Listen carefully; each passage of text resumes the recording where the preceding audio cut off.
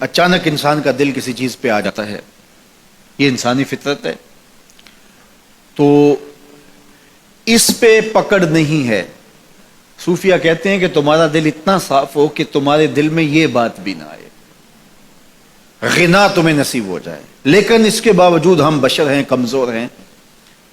تو کسی شخص کے پاس کوئی چیز دیکھی اور للچا گیا دل اس کی طرف، اور پھر اس کو حاصل کرنے کے لیے کوشش میں، تردد میں لگ گیا، دل میں خیال بھی آتے ہیں، وسوسے بھی آتے ہیں، اور ایسی ایسی خواہشات جنم لیتی ہیں کہ انسان خود اپنے پہ ہنستا ہے، لیکن ایسی خواہشات جس کی اتباع میں چل پڑا، جس کی خواہش میں چل پڑا، تو یہ ہلاک کر دینے والی چیز ہے۔ آرزو کا پیدا ہو جانا، حتیٰ کہ آرزو تو آرزو رہی، وسوسے کے پیدا ہو جانے پر بھی پکڑ نہیں ہے اگر اس کی اتباع نہ کی جائے۔ صحابہ نے حضور سے عرض کیا، حضور ہمیں ایسے وسوسے آتے ہیں کہ اگر ہم بیان کر دیں تو قتل کر دیے جائیں، اتنا غلیظ خیال باز کا انسان کے دل کی تختی پہ آتا ہے، دماغ کی سکرین پہ ابھرتا ہے۔ تو فرمایا کہ تم کیا کرتے ہو؟ تو انہوں نے کہا کہ ہم اس کو جھٹکنے کی کوشش کرتے ہیں، جب اس طرح کا کوئی خیال آتا ہے تو بندہ اس کو جھٹکتا ہے، دور کرتا ہے، اور بندہ خوف زدہ ہوتا ہے اور اللہ کی پناہ میں آتا ہے، اور اس کی ایک حالت ہوتی ہے۔ تو اس حالت کا انہوں نے ذکر کیا کہ ہم تو پھر یہ کرتے ہیں، تو فرمایا کہ ذالک صریح الایمان، یہ تمہارے واضح ایمان کی علامت ہے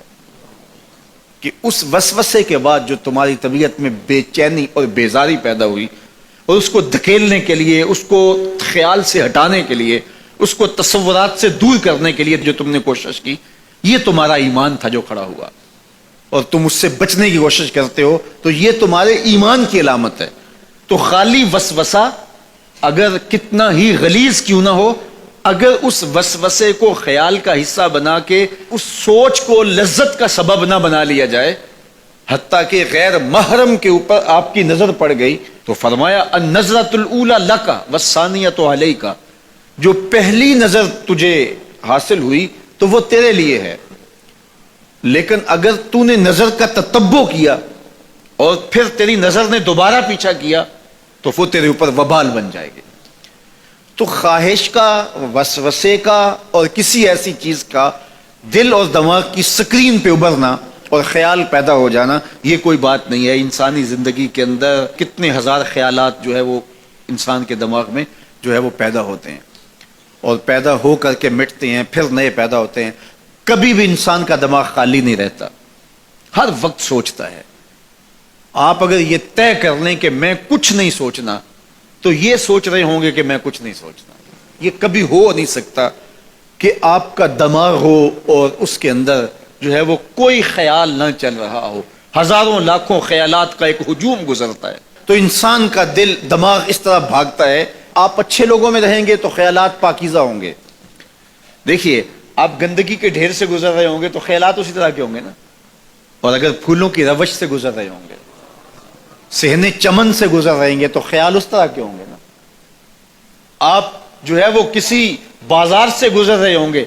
تو خیال اس طرح کے ہوں گے، اور مدینے کی گلی سے گزر رہے ہوں گے تو پھر خیال اسی طرح کے ہوں گے نا۔ اس وقت آپ کے خیالوں کی دنیا کسی اور جہاں میں آباد ہے، اس لیے کہ آپ رسول اللہ کا فرمان سن رہے ہیں، لیکن اگر آپ کے سامنے کو گویا غزل گا رہا ہو تو پھر خیال کی وادیوں میں بھٹک کے کہیں آپ اور کھڑے ہوں گے۔ اب بات حضور کے فرامین کی ہو رہی ہے تو تصور پھر گنبد خضرا کے مکی کا ہی ہوگا نا، تصور تو پھر شہر حبیب کا ہی ہوگا۔ لیکن اگر آپ باتیں دوسری جانب کی کر رہے ہو تو تصور پھر ادھر جاتا ہے، اور اسی لیے ہمارے علماء نے کہا کہ گانے کی طرز پہ نعت نہیں پڑھنی چاہیے، اس لیے کہ گانے کی جو معروف طرز ہوگی، جب اس طرز پہ نعت پڑھی جائے گی تو سن آپ نعت رہے ہوں گے، طرز سے آپ کے دماغ اور آپ کے خیالات بھٹک کے کہیں اور چلے جائیں گے۔ اس لیے یہ گوارا ہی نہیں ہے کہ ذکر رسول اللہ کا اور خیال کہیں اور جا رہا ہو، خیال آوارہ ہو اور بھٹک رہا ہو۔ جب تذکرہ حضور کا ہو رہا ہو تو خیال بھی گنبد خضرا کے مکی کا ہی ہونا چاہیے۔ تو یہ بات ذہن میں رکھیے گا کہ یہ انسانی زندگی کے اندر انسان کا خیال بھی بھٹکتا ہے، سوچیں بھی بھٹکتی ہیں، دل میں بھی کئی کچھ آتا ہے، لیکن پکڑ اور گرفت اس وقت ہوتی ہے جب انسان اس خیال پہ اپنے آپ کو اس راہ پہ ڈال دیتا ہے. لالچ کا پیدا ہونا بھی شریعت میں ماخوذ نہیں ہے. وہ تمہارے لیے جو ہے وہ وبال تب بنے گی جب تم اس کی اتباع کرنے لگ جاؤ گے, اس خواہش کے پیچھے لگ جاؤ گے.